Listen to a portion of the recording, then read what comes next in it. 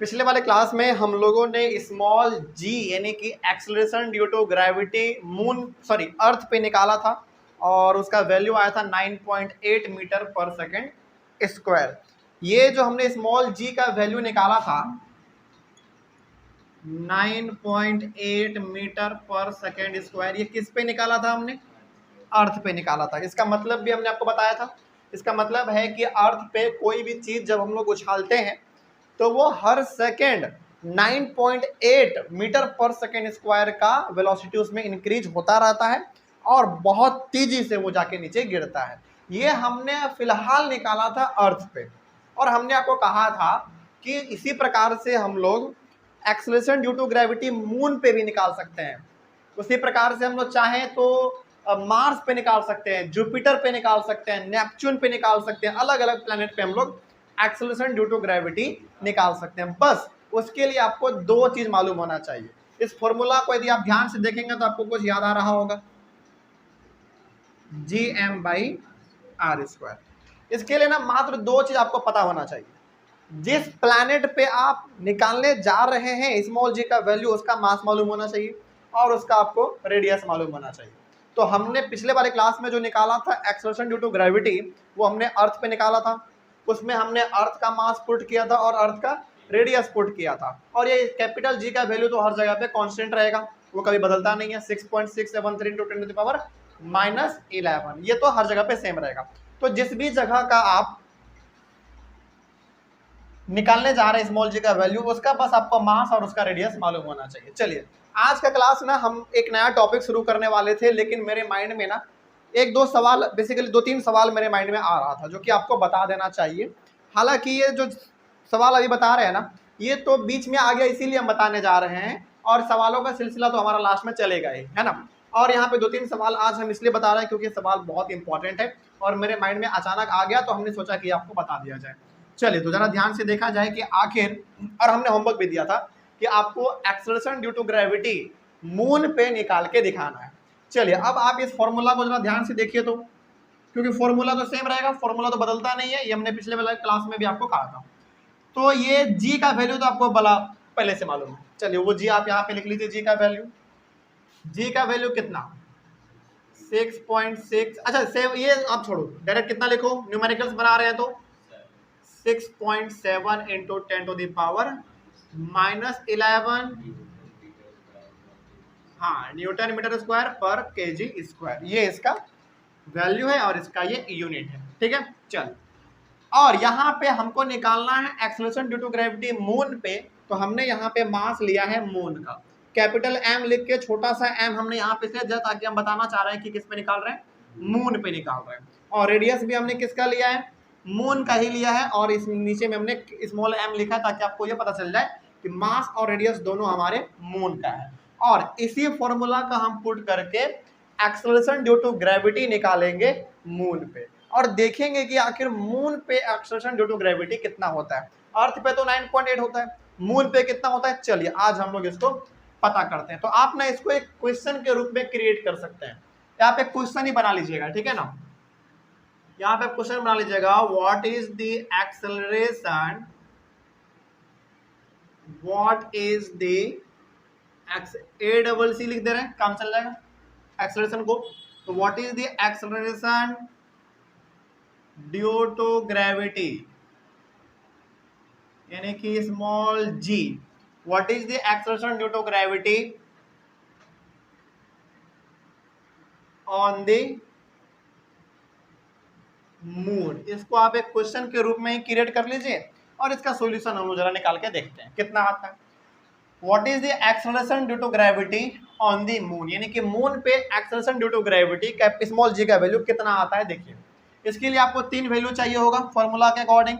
Capital G हमारे पास है, moon का मास वो भी हमारे पास है, रेडियस मून का वो भी हमारे पास है। ये सब हमने आपके बुक से ही लिखा है, कहीं बाहर से नहीं लिखा है। चलिए अब हम लोग जानते हैं फॉर्मूला क्या होता है। हैंड्स Gm/r², बस आप वैल्यू पुट करते जाइए। जी का वैल्यू आपके पास है 6.7 × 10⁻⁻11। अभी यूनिट को आप छोड़ दीजिए फिलहाल। और मास कितना है 7.4 इंटू 10⁻²2। चलो केजी अभी फिलहाल यूनिट छोड़ देते हैं, डिवाइडेड बाय रेडियस का स्क्वायर यानी कि 1.74 इंटू 10⁻6 का स्क्वायर। अच्छा पहले आप यहाँ पे ये सुनिश्चित कर लीजिएगा कि क्या सारा चीज हमारा उसके एसआई यूनिट में है कि नहीं, तो बिल्कुल उसके एसआई यूनिट में। ठीक है, आगे बढ़ सकते हैं अब हम लोग। अब यहाँ पे थोड़ा और सॉल्व किया जाए तो 6.7 इंटू 7.4 इंटू 10⁻⁻11 इंटू 10⁻22। हमने क्या किया, बस 10 वाला जो हमारा वैल्यू उसको हमने उधर लिख दिया है, डिवाइडेड बाई। अब इसको हम लोग क्या कर सकते हैं, देखिए 1.74 का भी फिलहाल आप स्क्वायर रहने दो, ठीक है, इंटू 10 क्या हो जाएगा, 6 2 जा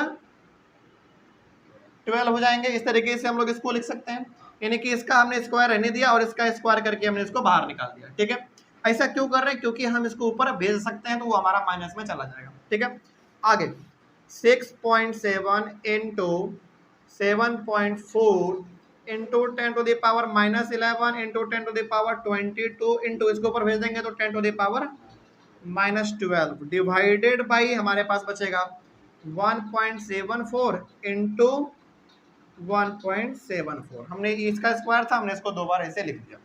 अब थोड़ा और आगे सॉल्व किया जाए, 10 वाला पहले आप काम निपटा लो, नहीं तो फिर दिक्कत हो जाएगा। 6.7 इंटू 7.4 इंटू, चलिए इसको कर लीजिए। देखिए ये भी आपका माइनस में, ये भी आपका माइनस में, तो ये आपका कितना हो गया 23 और ये आपका 22, यानी कि 10⁻⁻1 इंटू 10⁻�1। हमने डायरेक्ट सॉल्व करके यहाँ पे लिख दिया। ठीक है, आगे बढ़ते हैं फिर, और ये हमारा 1.74 इंटू 1.74। कोई डाउट नहीं इसमें, आगे बढ़ जाते हैं। यहाँ पे जी, यहाँ पे आ जाइए। अब आप एक काम कीजिए, पहले ना सबसे पहले आप इस पॉइंट वाले को निपटा दो, क्योंकि पॉइंट देखने में छोटा होता है लेकिन बहुत गंभीर समस्या ये क्रिएट कर देगा। तो सबसे पहले हमारा पॉइंट यहाँ पे है, यहाँ पे है, यहाँ पे और यहाँ पे, इसको हम लोग हटा देते हैं पहले। तो इसको हम लोग 67/10 लिख सकते हैं, इसको हम लोग 74/10 लिख सकते हैं, इसको अभी फिलहाल इसको छोड़ देते हैं, रहने देते हैं इसको हम लोग क्या लिख सकते हैं 100/174 लिख सकते हैं। ठीक है, उसी प्रकार से फिर से 100/174 लिख सकते हैं इसके लिए। और ये हमारा 10⁻⁻1 था, तो वो तो हमारा यहाँ पे रहेगा ही, नीचे कुछ नहीं तो आप यहाँ पे 1 दे सकते हैं अपने मर्जी से। ठीक है, आगे बढ़ जाते हैं थोड़ा। चलिए अब इसको थोड़ा सॉल्व करने का सिलसिला शुरू किया जाए। अच्छा यहाँ पे ना आपको कुछ दिखना भी शुरू हो गया होगा, 1 0 2 0 1 0 2 0 कैंसिल हो गया।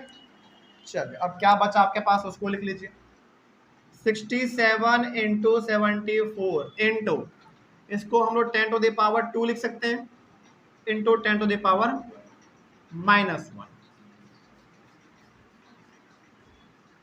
ठीक है, और नीचे में हमारे पास अभी फिलहाल बच गया 174 इंटू 174।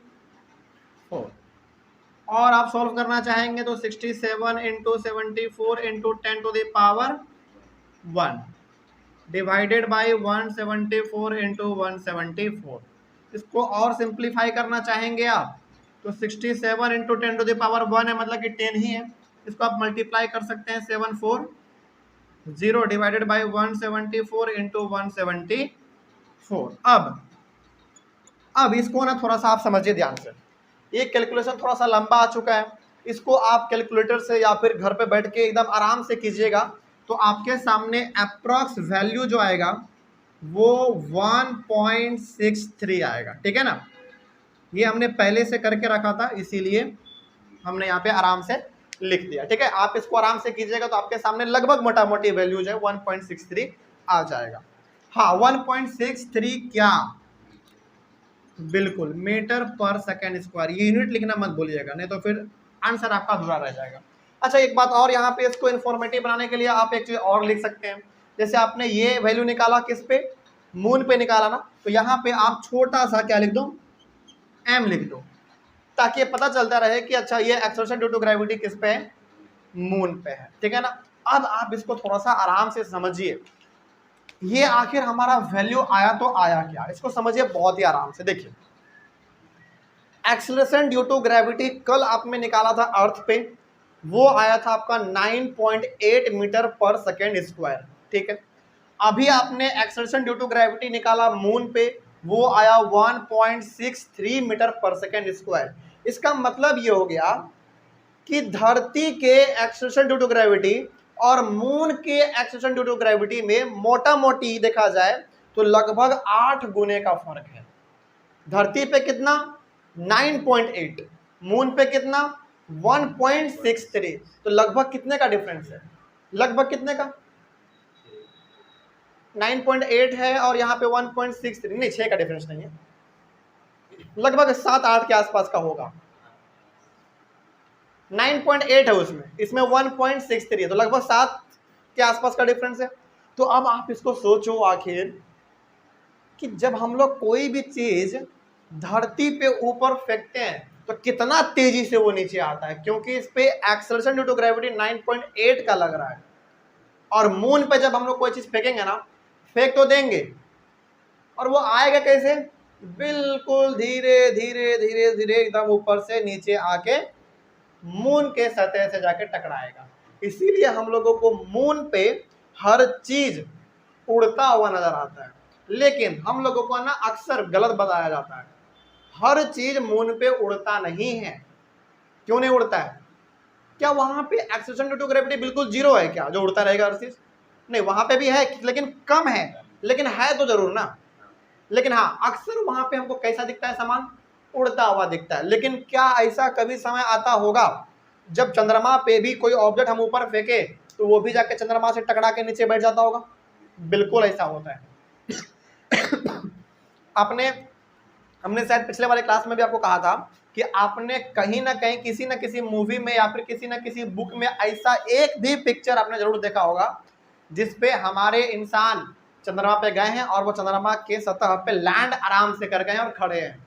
आपने ऐसा पिक्चर जरूर देखा होगा।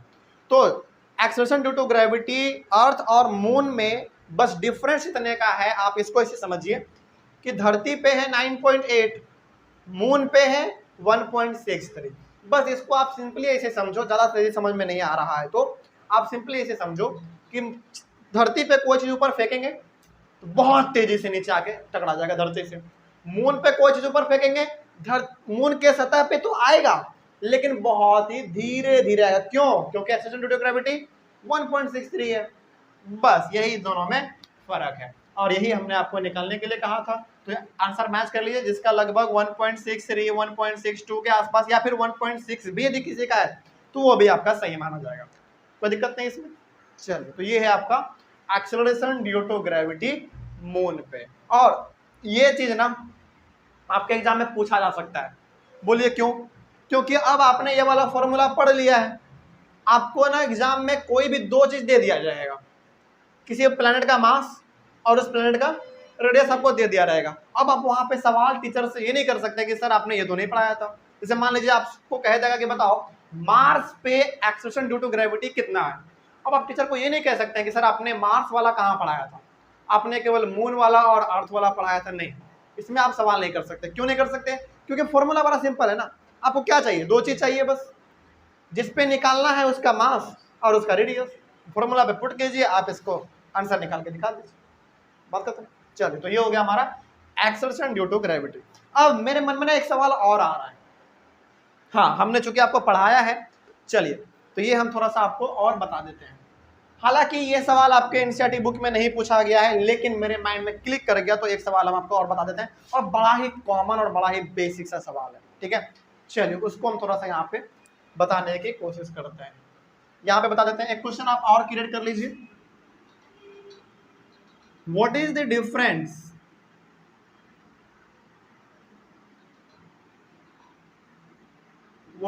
difference between capital G and small g? कितना मतलब खूबसूरत क्वेश्चन है। अब आपने कैपिटल G के बारे में भी पढ़ लिया, स्मॉल g के बारे में भी पढ़ लिया, अब इन दोनों में डिफरेंस क्या है। और एक बात हमेशा याद रखिएगा, जब भी डिफरेंस वाला क्वेश्चन पूछा जाए ना, आप कॉलम वाइज बना के बनाइए, ठीक है। ऐसे टीचर को चेक करने में भी अच्छा लगता है और देखने में भी कॉपी आपका ठीक लगता है, तो नंबर अच्छा खासा मिल जाता है। मान लीजिए आपका 1-2 पॉइंट गलत भी रहा ना, तो टीचर उसको करेक्ट करके नंबर आपको फुल दे देते हैं, लेकिन हाँ आपका खूबसूरती कॉपी का ठीक होना चाहिए। तो what is the difference between capital G and small G? तो इसके लिए आप पहले 2 कॉलम बनाएंगे इसके आंसर के लिए। चलिए थोड़ा सा हम आपसे पूछेंगे भी कि आपने इन दोनों के बारे में क्या पढ़ा और क्या जाना। ये हमारा कॉलम भी बन गया। अब कैपिटल जी और स्मॉल जी के बारे में डिफरेंस पूछा गया है, तो कम से कम आप 2-3 डिफरेंस भी लिख देंगे ना, आपका काम बन जाएगा, लेकिन हाँ थोड़ा सा सटीक होना चाहिए वो, ठीक है। चलिए तो सबसे पहले आप बताइए डिफरेंस इन दोनों में क्या लिख सकते हैं। कैपिटल जी क्या है, स्मॉल जी क्या है, बताइए। यूनिवर्सल ग्रेविटेशन कांस्टेंट है, ठीक है, बिल्कुल बिल्कुल सही। और वो है क्या? Due to gravity. चलिए बहुत अच्छा, 1-2 डिफरेंस तो आपने बता दिया, 1-2 हम बता देते हैं। लगभग आप मुश्किल से तो मुश्किल 2-3 लिख दीजिएगा ना, आपका काम बन जाएगा, ठीक है। चलिए देखते हैं कितना लिख पाते हैं हम लोग। सबसे पहला इसमें लिखते हैं, कैपिटल जी के बारे में आप ये जान चुके हैं कि कैपिटल जी का मतलब है यूनिवर्सल ग्रेविटेशन कांस्टेंट। मतलब ये हो गया कि ये कभी भी बदलता नहीं है, ये हमेशा सेम रहता है हर जगह पर। तो it is universal gravitation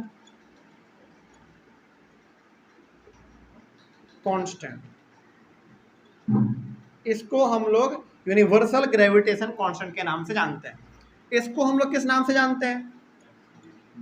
acceleration due to gravity.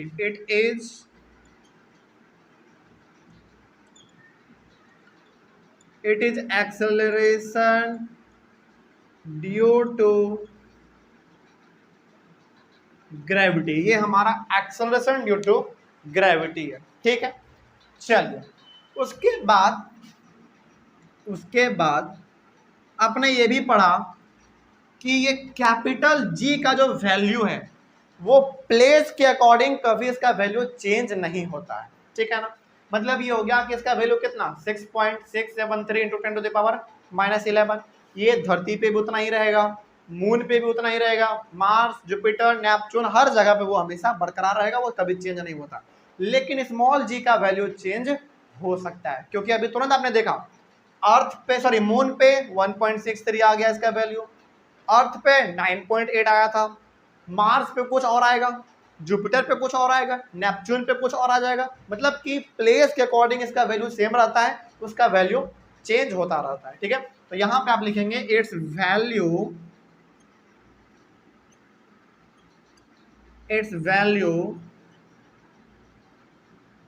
cannot be changed,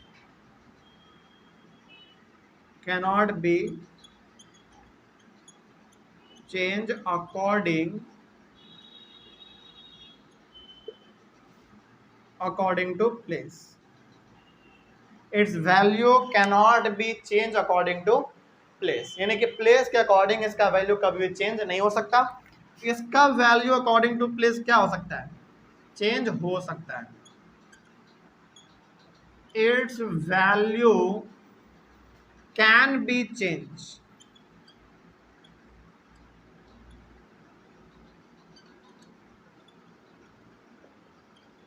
according to place, यानी कि इसका वैल्यू प्लेस के अकॉर्डिंग चेंज हो सकता है।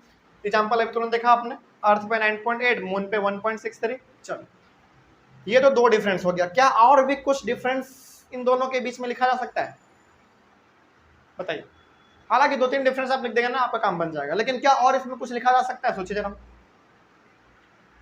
लिखा जा सकता है, बिल्कुल लिखा जा सकता है। देखिए इसका वैल्यू कितना होता है? बिल्कुल, वैल्यू भी हमारा एक डिफरेंस में आ सकता है। Its value is 6.673 into 10 to the power 11। हाँ, अब इसके बगल में यूनिट भी लिखना चाहिए था, यूनिट हम लोग नेक्स्ट पॉइंट में लिख देंगे, वो भी एक हमारा डिफरेंस हो जाएगा, है ना। तो it's value is 6.673 into 10 to the power -11। इसका वैल्यू कितना,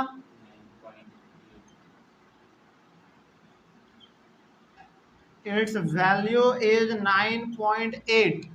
लेकिन 9.8 किस पे, ये आपको लिखना पड़ेगा, ऑन दी अर्थ आपको लिखना पड़ेगा इसमें, ऑन दी अर्थ, क्योंकि इसका वैल्यू तो चेंज होता रहता है ना। बस यहाँ पे आपको लिख देना है अर्थ, तो टीचर समझ जाएंगे कि अच्छा इसका वैल्यू अर्थ पे कितना है, 9.8 है। लेकिन इसका वैल्यू हर जगह पे, चाहे अर्थ हो या मून कुछ भी हो, उस पे तो ये हमारा सेम रहेगा, तो इसका एक वैल्यू भी डिफरेंस हो सकता है। और इसका एक बच गया हमारा SI यूनिट, वो भी एक डिफरेंस है दोनों में, ठीक है ना। तो चौथा में आप इसका डिफरेंस लिख दीजिए। इसका SI यूनिट क्या होता है, newton metre square per kg square. तो its SI unit is newton metre square per kg square, ये इसका चौथा डिफरेंस हो गया।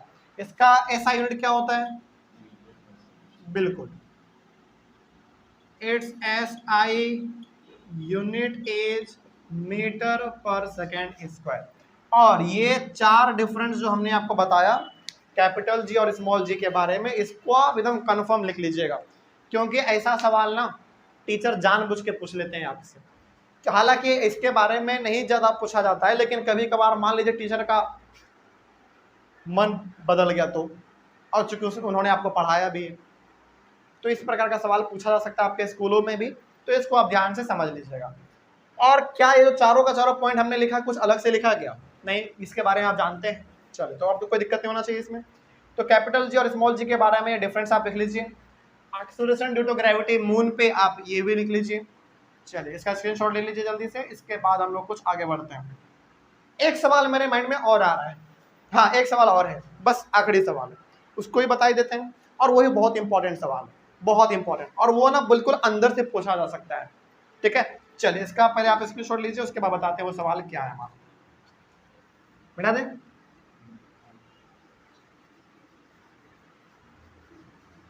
ये सब सवाल ना बीच में हम इसलिए बता रहे हैं क्योंकि टॉपिक से रिलेटेड था और मजेदार सवाल भी था। हालांकि न्यूमेरिकल्स तो हमारे बनाने का सिलसिला चलेगा, लेकिन बीच में ये आ गया इसीलिए हमने आपको बता दिया। चलिए आगे बढ़ते हैं फिर।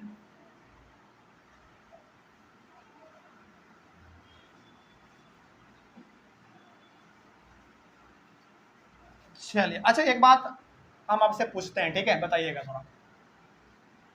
पिछले वाले क्लास में आपने पढ़ा कि अर्थ पे एक्सेलरेशन ड्यू टू ग्रेविटी जो है वो 9.8 मीटर पर सेकेंड स्क्वायर होता है, ठीक है। क्या अर्थ पे कोई ऐसा भी जगह है जहां पे acceleration due to gravity zero हो सकता है? बिल्कुल जीरो हो सकता है, ऐसा कोई जगह है अर्थ पे? अर्थ या फिर कोई भी प्लैनेट हो सकता है, अर्थ, मून, मार्स, जुपिटर, नेपच्यून, कुछ भी हो सकता है। क्या किसी भी प्लैनेट पे कोई ऐसा जगह है जहां पे acceleration due to gravity zero हो जाए, एकदम जीरो, माइनस में भी नहीं प्लस में भी नहीं, एकदम बिल्कुल जीरो? जरा सोचिए, तब तक हम क्वेश्चन आपके लिए यहाँ पे क्रिएट कर देते हैं, तब तक आप सोचिए इसके बारे में, ठीक है।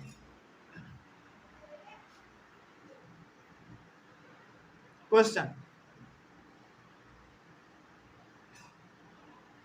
can the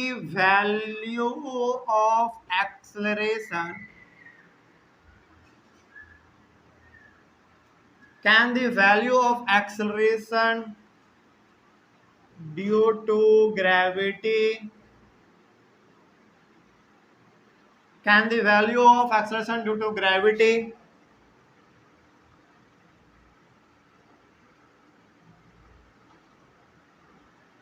on the earth be zero? Can the value of acceleration due to gravity on the earth be zero? क्या धरती पे, यहाँ पे अर्थ के जगह पे ना, अर्थ के जगह पे आप कोई भी प्लैनेट ले सकते हैं, ठीक है। हम यहाँ पे लिख भी देते हैं एनी प्लैनेट। यहाँ पे हम केवल अर्थ का एग्जाम्पल लेके इसलिए समझा रहे हैं ताकि आप इसको कनेक्ट कर पाए, ठीक है, इसको अपने कॉन्सेप्ट से जोड़ पाए। और यहाँ पे अर्थ के जगह पे कोई भी प्लैनेट हमारा हो सकता है। हालांकि मून हमारा एक प्लैनेट नहीं है, लेकिन फिर भी वहाँ पे मून भी हो सकता है, ठीक है, मून, सन, मार्स, नेपच्यून, कुछ भी हो सकता है यहाँ पे। तो क्या धरती पे कोई ऐसा जगह है जहां पे एक्सेलरेशन ड्यू टू ग्रेविटी 0 हो जाए हमारा? बताइए। क्योंकि कल आपने जो बनाया था ये डायग्राम अर्थ का कुछ इस प्रकार का था, इसका सेंट्रल पॉइंट, ये इसका क्या होता था, इक्वेटर, और इसका ये नॉर्थ पोल, साउथ पोल, ये हमारा ईस्ट और ये हमारा वेस्ट होता था। तो ये हमारा धरती है बेसिकली। तो बताइए क्या इस पे कोई ऐसा पॉइंट है जिसपे हमारा एक्सेलरेशन ड्यू टू ग्रेविटी बिल्कुल 0 हो जाए? क्योंकि आप इधर जाएंगे तो यहाँ भी कुछ रेडियस है। आपका फॉर्मूला क्या था? फॉर्मूला था आपका Gm/r²। अब चूंकि आप धरती पे निकाल रहे, धरती का मास लगाना पड़ेगा और रेडियस आपको लगाना पड़ेगा। यहाँ पे आप निकालिएगा स्मॉल जी का वैल्यू तो कुछ रेडियस आपको आएगा, यहाँ भी आएगा, यहाँ भी और यहाँ भी, तो कुछ रेडियस आ रहा है, तो इसका वैल्यू 0 कहाँ आ रहा है ना? लेकिन धरती पे एक ऐसा जगह है जहां पे एक्सेलरेशन ड्यू टू ग्रेविटी हमारा बिल्कुल 0 हो सकता है। बताते हैं कहां पे। वो बिल्कुल हमारा पॉइंट है, ये सेंट्रल पॉइंट, बिल्कुल सेंट्रल पॉइंट है। और यदि आपको याद आ रहा होगा हमारा मैथ का चैप्टर कोऑर्डिनेट ज्योमेट्री, कितना नंबर चैप्टर था वो? 3। हाँ, मैथ का चैप्टर नंबर 3 यदि आपको याद आ रहा हो कोऑर्डिनेट ज्योमेट्री, तो इसमें जरा ध्यान से देखिए तो ये हमारा कौन सा होता था? ये हमारा y होता था, ये y डैश, ये x और ये हमारा x डैश, और इसको हम लोग क्या कहते थे? ओरिजिन कहते थे। और इसका वैल्यू क्या होता था? 0 और 0 होता था, ठीक है, ये होता था। चलिए अब इसी चीज को हम थोड़ा सा आपको और डिटेल में समझाते हैं कि आखिर ये है क्या। इसका पहले आप सॉल्यूशन देखिए। मतलब कि धरती के यदि इस सेंट्रल पॉइंट पे, ओरिजिन पे जाके हम कोई ऑब्जेक्ट को रखेंगे और उसको उछालने की कोशिश करेंगे तो बिल्कुल हमारा एक्सेलरेशन ड्यू टू ग्रेविटी क्या आएगा? 0 आएगा। इसका ना थोड़ा सा आप लाइव एग्जांपल भी देख, मतलब कि लाइव करके तो नहीं दिखा सकते, लेकिन आप फॉर्मूला के अकॉर्डिंग इसको देख सकते हैं। कैपिटल जी का वैल्यू 6.673 इंटू 10⁻⁻11 इंटू अर्थ का आपको मास यहाँ पे लिखना पड़ेगा, चलिए जो भी है यहाँ पे आपने लिखा, डिवाइडेड बाय आप क्या करोगे, यहाँ पे हमारा वैल्यू क्या होता है? 0 और 0 होता है, यानी कि आपको यहाँ पे रेडियस की जगह पे क्या पुट करना पड़ेगा? 0। और किसी नंबर को आप 0 से डिवाइड करते हैं तो उसका कोई मीनिंग होता है? कोई मीनिंग नहीं होता, मीनिंगलेस होता है वो चीज। इसका मतलब मीनिंगलेस होने का मतलब क्या? नहीं, मतलब नहीं का मतलब क्या? 0। तो धरती का वो ये ओरिजिन हमारा ऐसा सेंट्रल पॉइंट है जिसपे हमारे ऑब्जेक्ट पे एक्सेलरेशन ड्यू टू ग्रेविटी कितना लगता है? 0 लगता है। तो ये भी आप बहुत ध्यान से इसको समझिएगा। और ये सब सवाल ना अंदर से कुरेद के पूछा जाता है कि बताओ क्या ऐसा कोई भी जगह है धरती पे जहां पे एक्सेलरेशन ड्यू टू ग्रेविटी हमारा 0 हो जाए? तो आपका जवाब होना चाहिए कि हाँ, एक ऐसा पॉइंट हमारे धरती पे है जहां पे एक्सेलरेशन ड्यू टू ग्रेविटी कितना है? 0 है। और वो हमारा कौन सा पॉइंट है? धरती का सेंट्रल पॉइंट, यानी कि ओरिजिन हमारा। कोई डाउट इसमें? चलो तो इसको थोड़ा देर के लिए मिटा दें। तो सवाल आपका क्या था? सवाल था आपका कि can the value of acceleration due to gravity on the earth be 0? क्या धरती पे एक्सेलरेशन ड्यू टू ग्रेविटी 0 हो सकता है? तो जवाब है यस, हो सकता है। जवाब है यस। अब थोड़ा सा इसको और एक्सप्लेन करना चाहते हैं तो कर दीजिएगा। कब होगा 0? तो व्हेन, यस करके, यस के बाद कॉमा दीजिए, उसके बाद लिखिएगा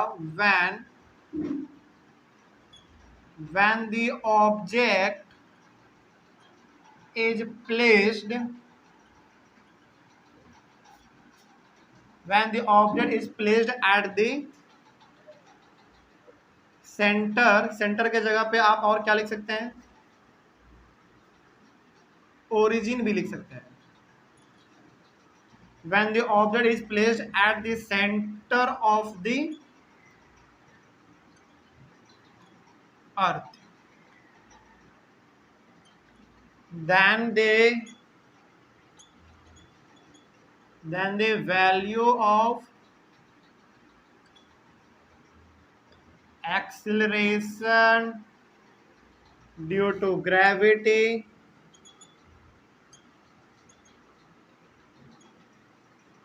will be 0।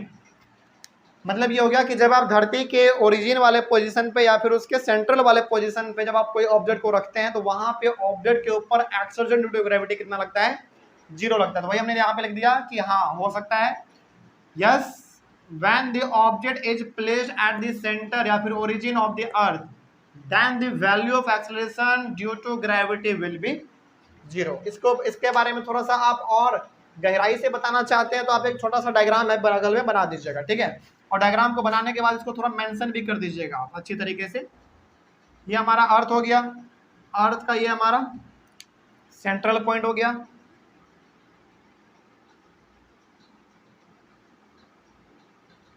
इसको थोड़ा सा आप मेंशन कर दीजिएगा ना, थोड़ा सा दिखने में अच्छा लगने लगेगा। ये आपका y होता है, y डैश होता है, x होता है, ये x डैश है, और ये आपका इसका कोऑर्डिनेट क्या होता है, 0 और 0 होता है। थोड़ा सा इसको आप और इंफॉर्मेटिव बनाना चाहते हैं तो आप इसको मेंशन कर दीजिए कि ये हमारा क्या है, नॉर्थ पोल है। इसको आप क्या कहोगे, साउथ पोल है ये आपका। ये आपका क्या है, हालांकि ये इधर है आपका क्या, ईस्ट, इधर क्या है, वेस्ट। और इसके बारे में थोड़ा और आप जानकारी देना चाहते हैं, विशेष जानकारी, तो आप इसको ये भी कह सकते हैं कि ये हमारा क्या है, इक्वेटर है ना। और ये आपका क्या है,